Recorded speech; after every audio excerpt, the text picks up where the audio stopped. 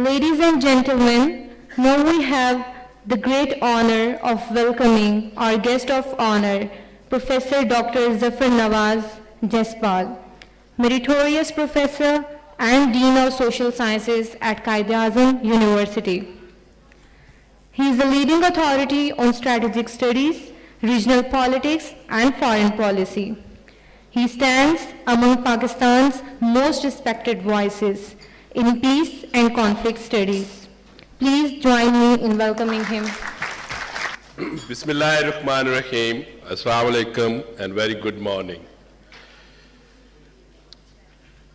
Admiral Saab, Khalid Taimur, the representative of the Institute, our director, dean, and dear colleagues, respected audience, especially my students and faculty members.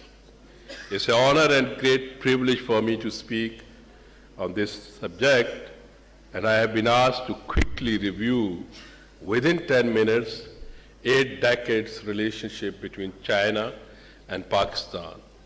But even it had a centuries-old relationship if you go with the empires, but I am not indulging into the history.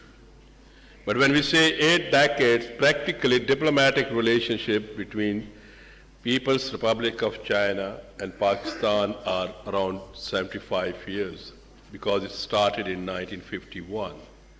But when we say 8 decades, if you recall, China's Communist Party endorsed Muslim League's demand of independent state of Pakistan even before the independence. So that was the starting point with the current People's Republic of China, that starting with the Communist People's Party and Muslim League convergence of the point of view. And that resulted when in 1950, Pakistan was the first state which ended its diplomatic relations with the Democratic Republic of China, which was known at that time Formosa and today Taiwan. So if you trace from 1950s to date, you would find a steady upward trajectory in both states' relations. Even in 1950s, when there was a strong song, Hindi Chini Bhai Bhai, Pakistan's relations with the People's Republic of China were improving. In 1954 and again in 1958, when Pakistan started entering with the US sponsored alliances, especially SEATO and CENTO. At that time, Russians protested on it, but Chinese did not even refer it. So our relations continued improving.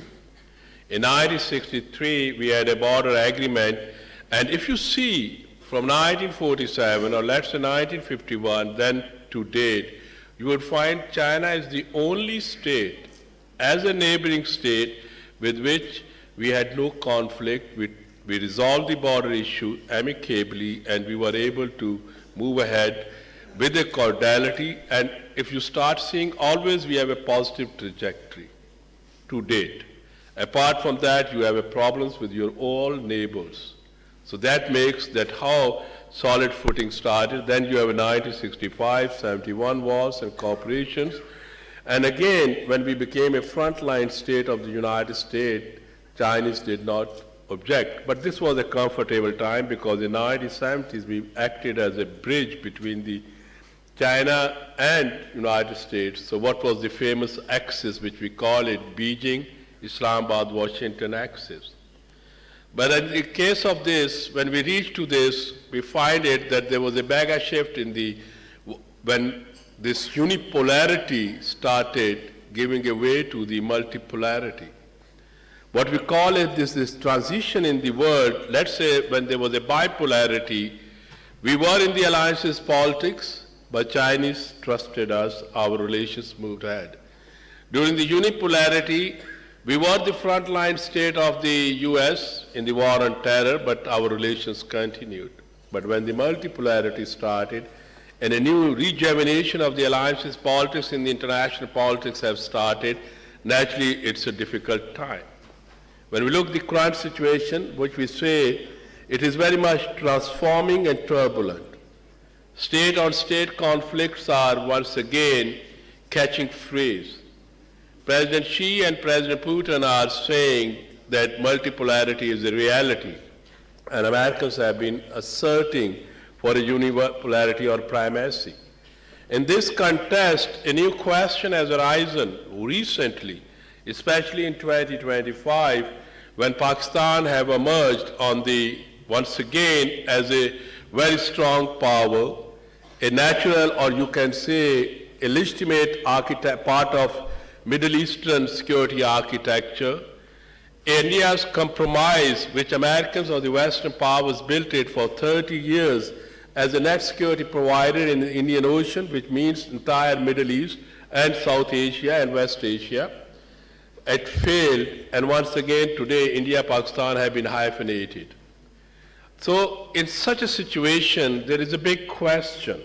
The question is that whether our relationship will sustain, especially after our cordiality and warm, pleasantry exchanges between the President Trump and our leadership. But there's a very interesting point which people are missing, that in the last 3 meetings between the Field Marshal, President Trump, and Prime Minister of Pakistan, in all these 3 meetings, there was a swap of pleasantries, there was an exchange of good views and good words, which is a part of all those adjectives which you find in the diplomacy. But there was no reference to the China. It means the Americans understand that we are not compromising on our China-Pakistan relations. There is an interesting domain that we were meeting with the American establishment. American president is hemming our argument, which no one was ready to admit, 6 or 7 aircraft hit by the Pakistan Air Force during the summer May crisis. Every day President Trump is repeating. But if you see where our Prime Minister was, he was a part of 80th anniversary of World War II, which was in Beijing.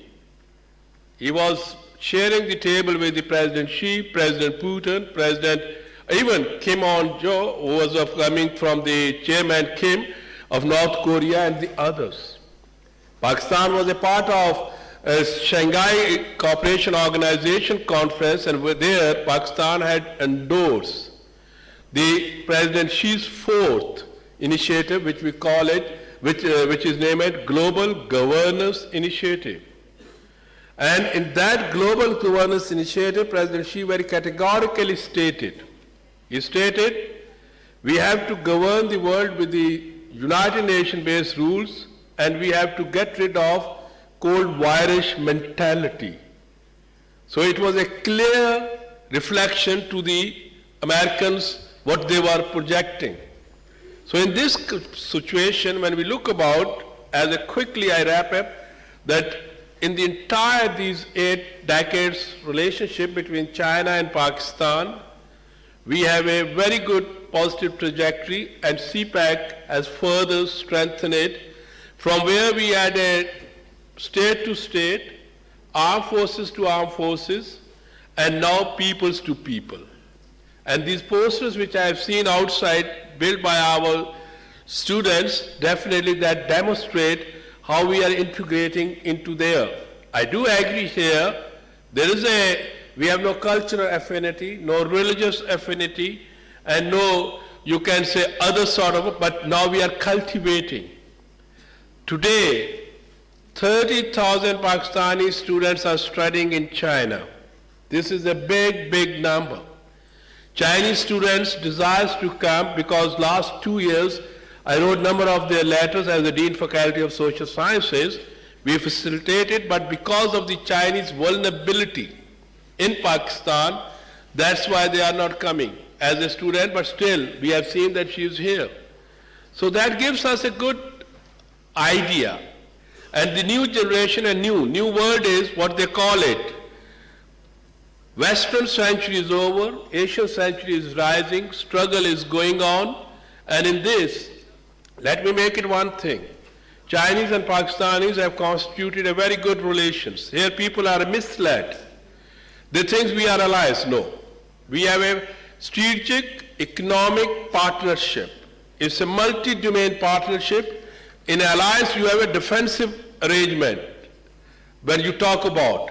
That's why, as we say, India and US are threshold ally.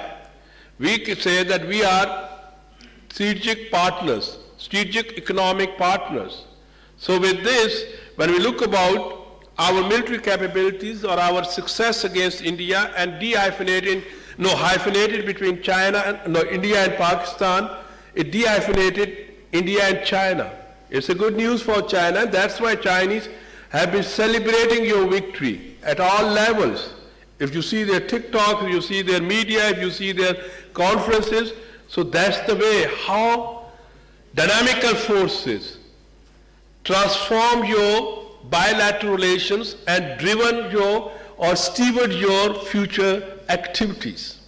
So I think that I can conclude by saying that Pakistan and China's relations are on positive trajectory based on solid footing and very much based on trust. That's why Chinese scholars are saying that if even Pakistan and US relations improve and multiply in a multi-domain, they are not going to undermine their trust on Pakistan. Thank you very much.